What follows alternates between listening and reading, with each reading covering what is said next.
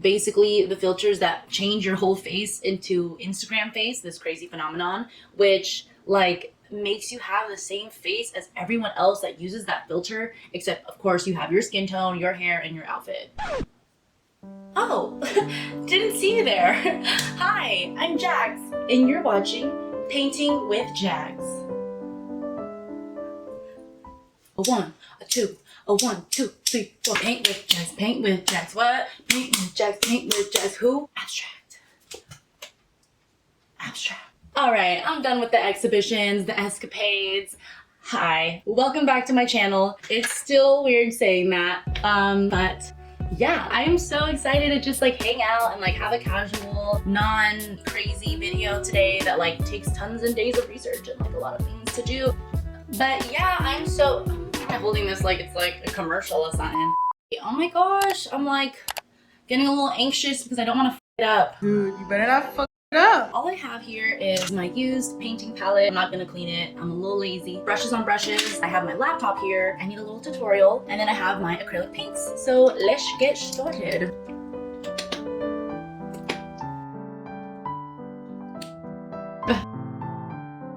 Focus, yes.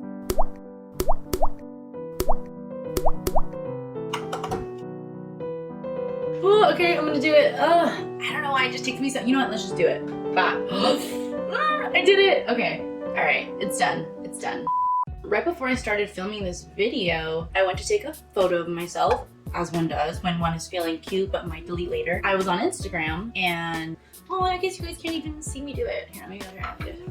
Oh yeah, and then I was on Instagram and I saw that I had so many of these filters that I've been meaning to delete, and you know which ones I'm talking about. You know, the ones that make you feel like shit after it like detaches from your face and you're like, yes, that one. Basically the filters that change your whole face into Instagram face, this crazy phenomenon, which like makes you have the same face as everyone else that uses that filter, except of course you have your skin tone, your hair, and your outfit. I'm an advocate for that right now because, you know, one, it messes with my self-esteem. Two, I don't want to look back and be like look back on my photos showing my kids and they're like, Mom, who the hell is that? It's really weird. And third, what if you like run into people you know at the same time, like, you know, what people think, but also they're gonna see you and be like, she does not look like how she looks, like she's like a catfish. Duh, there's a word for that, duh. It's been interesting me because I think it just connects with beauty standards and social media and, you know, everyone's psyche and, you know, pop culture, celebrity culture, and like all these moving parts like that are just so intertwined. And I'm like, this fascinates me. Like I've been looking it up, and you know, your girl, she does research. So I've been researching and I've been finding articles and videos on this phenomena called Instagram face. Okay, I didn't know what I was gonna talk about during this like paint sesh, and now I'm like, am I gonna go into this rabbit hole? Fuck it. Let's go into this rabbit hole. All right, what was I saying? Oh yeah, duh, Instagram. It's like, you know, when you're like scrolling through the gram, you see like, you know, all these people and they all look the same and you're like, what? That's Instagram face. It's basically this like blemish-free, poreless, perfect skin with cat-like eyes and long, full lashes with high cheekbones, very structured, and like a structured pointed nose, and of course like luscious, voluminous lips. Right? Am I right? A lot of things have contributed to this look. You know, of course, Snapchat. That was like the first app I ever jumped on that like had filters. Ah, the good old dog filter. When we all thought we were more attractive looking like a damn dog. I mean, I didn't mean to say damn dog like that. Like, I love dogs. All of them are cute. So it makes sense.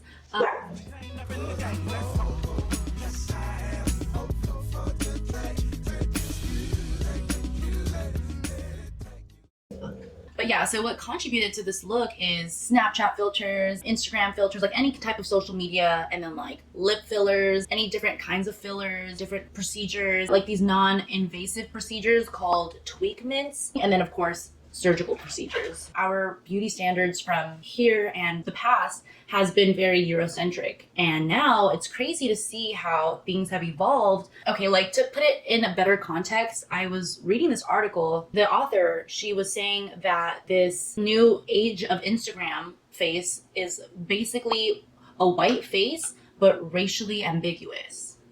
And I was like, come on. Oh my god, this is kind of hard, like multitasking like this.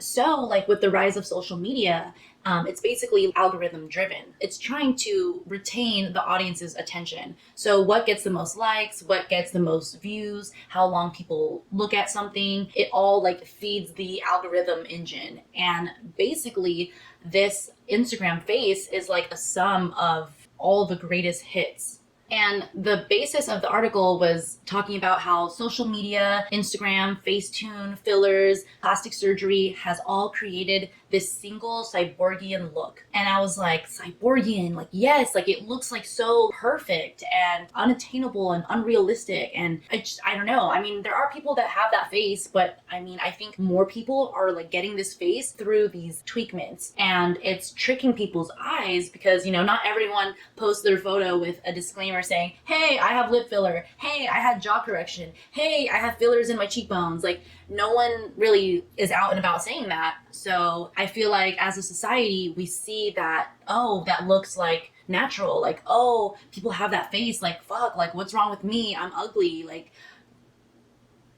you know? And with the piece about being racially ambiguous, that one really interested me as well, because again, beauty standards were very Eurocentric, and now like it's taken this shift. It has like an element of exoticism. In the article, I keep saying in the article, I have to plug it, I'm gonna plug it. The author was talking to the makeup artist and like in an interview, and the makeup artist agreed about the racial ambiguity aspect of it and said totally, like it's, you know, we're talking about tan skin, Asian influence in the eyes, African American influence in the lips, European influence in the nose, Native American and Middle Eastern influence in the cheekbones. And I just thought that was interesting because like, yeah, like I'm seeing this. I was just so shook to read this article because I was like, okay, like I'm not tripping. I'm not crazy. I'm peeping this. Professionals are peeping this too. Like, I am affirmed. I was just like reading it and like internally gasping, like, what? It makes me think back to that viral photo that was like roaming the internet that National Geographic came out with. And it was something like what the average American will look like in 2060. I'll put it up here. And like, it makes sense, like, because, you know, there's more interracial. It makes sense because like, yeah, like there's more interracial relationships. So like that's where our world and our society is moving towards. And that's awesome. It's also like questionable when we have people black fishing and Asian fishing and whatever other fishing there is. That one person who got dragged for basically trying to benefit off of being racially ambiguous, black fishing, and just, you know, having overly tan skin, but having her Eurocentric features. Ding, ding, ding. And we sip. Sorry, this blue's taking me a minute because I'm talking and we're talking about like this kind of like interesting, like trippy topic. So it's just taking a lot of brain power and I'm taking my time. So that kind of, you know, that concerns me. And I think that just rubs people the wrong way because it's messed up. You're benefiting off of this racial ambiguity that people who are that race get discriminated for and have hard lives. And yeah, like, look at me making it about race, but because, like, you know, a lot of things stem back to it, and I'm gonna bring it up because I'm trying to normalize that and, you know, be an ally and be anti-racist. Like, you know, all the posts are true. It's not enough to be not racist. You have to be anti-racist, and calling things like this out is a part of that. But I do think that, you know, I have been noticing this face a lot, this cyborgian look. I just really love that word. Like, it is just so true. I feel like it's just the epitome of what that face is. And I've been seeing it a lot. Like, for instance, you know, obviously social media, all the Instagram models, you know, and I'm not trying to hate at all because that's not what I'm about. I'm just calling out what I see. People in pop culture, celebrities, people in music videos, fashion models, like, come on, Fashion Nova. I'm not trying to feed into fast fashion. At the same time, you know, like, your girl doesn't know where else to get cute stuff like this at the thrift store. Like, it's hard. Like, it's hard out here. And I was looking through and I was like, they all Wait, but she's different. But okay, we know, but but like they have the same thing. They have the same face. It's just permeating our socials and our online media, whether you know it or not. I hear a lot of those stories about heterosexual men and looking at these Instagram baddies, like, ooh, like, you know, like, I don't even know what I'm saying. Ah! But like, I think it's a common thing for, you know, guys to be looking at these Instagram baddies, and then these individual, unique, beautiful women are like tripping because they don't look like that, but because it's not a real thing. Not a lot of people really are born and look like that. A lot of people, you know, put in work or just use Facetune. Like, it's as simple as that. Oh my gosh, this butterfly, Let's go in with the pink. Oh, she really said hair flip. Ooh, that's hot. That's real hot. I don't know. I'm tired. You know what?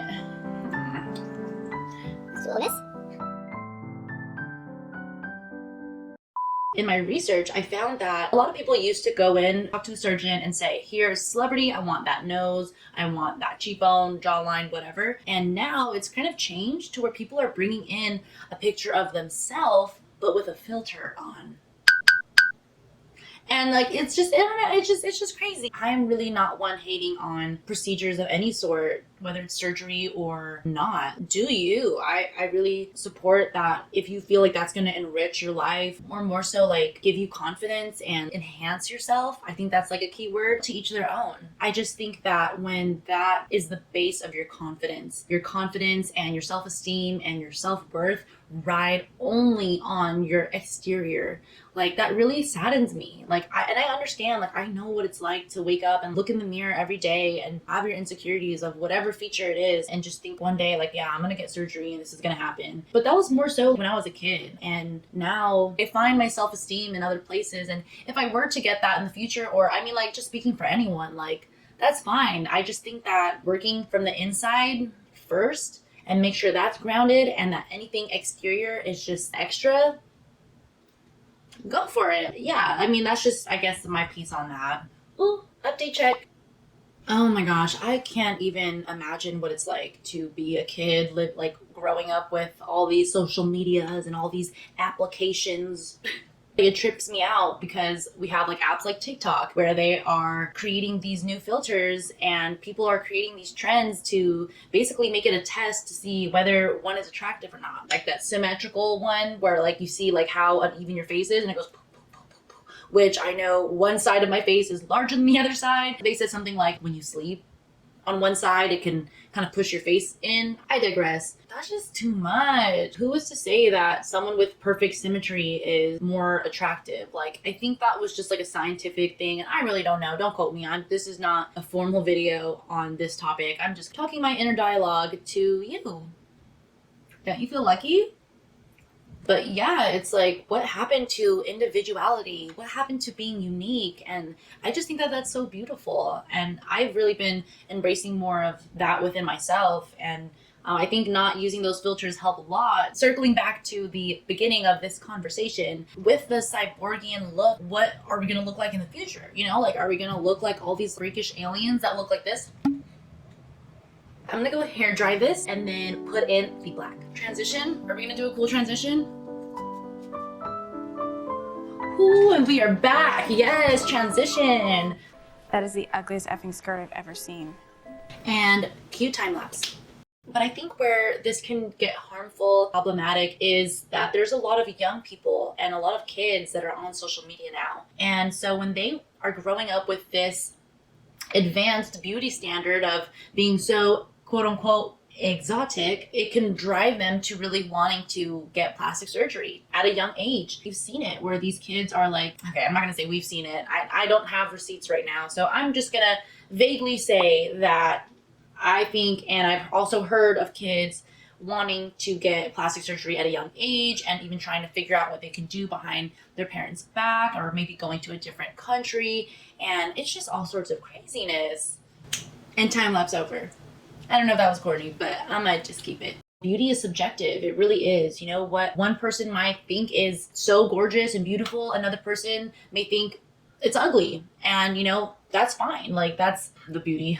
The beauty of it. Oh my God, that's just not, that's corny. I feel like it's done something to my perception of what I think is beautiful. I'm not gonna lie, I'm being sold. I'm being sold on this cyborgian, poreless, perfect, flawless, high cheekbone face. It's unhealthy. And I think ways that I see it coming about, of course, first it can affect my self-esteem. But second off, this might be weird to say, but we're in this pandemic, so obviously we're all wearing masks. I've noticed that with people that I see regularly that I haven't seen their face, I see their eyes. I think just eyes are always beautiful. Like, that's just my opinion. So I see beautiful eyes every day, and then I start seeing these eyes all the time, and my mind is starting to fill in the blank, and my mind is filling in the blank of what this person might look like underneath the mask.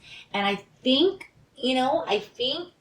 my subconscious, so I don't know if it's my subconscious or my conscious, because I don't consciously think this, but I think that my mind is like filling in the blank that like they might have this like perfect cyborgian model-esque face, and then when someone finally takes it off and I see their face, I get shook. Like, I don't know if this is like a phenomena. Me and my friends talk about it all the time. Like, what'd you think when you saw my face? Like, it's like this whole thing, like whether people get shocked, whether people don't get shocked. And I feel like people get shocked because their face is not fitting the more like what you think it will be, this more attractive version of this person that you were thinking it's gonna look like. I don't know if any of this is making sense. Maybe someone out there feels me. If you feel me, comment below what you think about this whole facial covering phenomena. I just feel like this contributes to that I'm thinking that this person's gonna have a pointy nose. I think this person's not gonna have chubby cheeks like myself. I think this person, like something like that. Like, this person just may have like a perfect attractive face, and I don't want to say like it's not, but like, I don't know. Then it's like just someone like I wasn't thinking it was gonna look like it was. It's a face that I didn't think it was gonna look like, and I don't know. Should I just give up on that sentence? I'm gonna give up on that sentence. It's not giving up, I just know when to quit while I'm ahead. Anyway, this YouTuber that I absolutely love, I love her. Her name is Khadija Mabo. I'm so sorry, Khadija. I don't think I've ever heard you pronounce your last name. If you're watching this, oh, that'd be so cool. But she made a really good point. She was talking about this famous person in the music industry. And they were talking about how nowadays artists don't really use autotune anymore, but they're using pitch correction. I'm sorry if I keep stuttering. It's just like this and like all of this. I've seen a lot of live music, and I think I've seen it where I'm like, wow, this is a little bit too perfect. It sounds like the artist. I hear their voice. It doesn't sound like a robot, and it doesn't sound like like T-Pain, even though T-Pain has a wonderful voice on its own. So artists, they're going on stage and they're having this pitch correction, and it's like, I feel like the audience, like, we know. How did Khadija put it? It translates to Instagram face, where it's like, it's not fully real, but it's real enough for you to believe it still, and for you to think that it's achievable, and for you to want to achieve it. And that was such a great point that I was like, yeah, like totally. Like, for instance, when I see people that, are using like these heavily alterating filters, my mind still tricks me into thinking like it's real, even though it's like an influencer or something, and they even like say, I don't look like this right now, but and they keep going, and it's like, why are you using it? But then, like, I totally get it. Who wants to highlight someone when they're looking totally undone and whatnot, but they still want to post and they still want to connect with their followers? I get it. It's an interesting topic. I do think that it is this kind of lie that we are still buying. It's really trippy how, again, social media, the way that our society is moving, how it's shifting these beauty standards. Ta-da! This is the final look. I'm looking for like gender neutral names. So comment below. Let me know what you think I should name them. I guess to end the conversation, I really just wanna, I don't know. I really had no agenda with this conversation. I guess it's just nice to be aware of it. And if you've thought about this cyborgian look as well, you're not alone. I peep it, you peep it. Like, I guess my secret agenda, if you will, is always to just like spread love and like encourage self-love, encourage just like owning your shit, like owning your body, owning who you are, and just living your best life. Thanks for indulging me in this painting session, getting into this topic of Instagram face. Let me know what you think. If you want me to do like a more formal video on this with like my sources and everything, I'm so down. Let me know. But yeah, we'll do more paint sessions in the future. Bye!